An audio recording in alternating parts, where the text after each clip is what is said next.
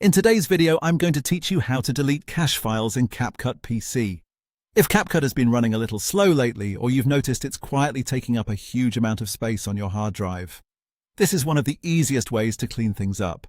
CapCut stores temporary files, preview data, and other cached content while you edit, and over time that can build up into several gigabytes without you even realizing it. The good news is that clearing those cache files only takes a moment. Start by opening CapCut on your PC. Once the program is on screen, move your mouse to the top left corner of the interface and click the Menu tab. This will open a drop-down list with additional options. From that list, click Settings to open CapCut's main configuration panel. When the Settings window appears, make sure you stay on the Default Project tab. This is where CapCut shows project-related storage and working data. Look through the options until you find the section labeled Cache Size. The number displayed here tells you exactly how much temporary data CapCut is currently storing on your computer. In other words, this is the space being used by junk files, temporary previews, and background editing data that can pile up over time.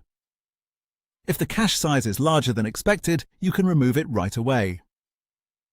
On the same row, move your cursor to the right side and click the small trash can icon. As soon as you do that, a confirmation box will pop up asking if you want to clear the temporary files. Before you confirm, it's helpful to know what this does and does not remove. Clearing the cache will not delete your original video files, and it will not erase the edits you've made in your projects. It simply removes temporary stored data that CapCut created to help with playback and previews. That means this is a safe way to free up space and help the app run more smoothly.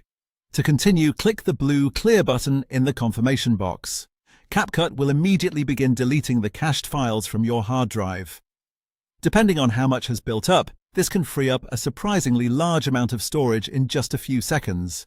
And that's it. Your hidden junk files are now gone, your local storage has been optimized, and CapCut should feel lighter and faster the next time you use it. You're all set. Done.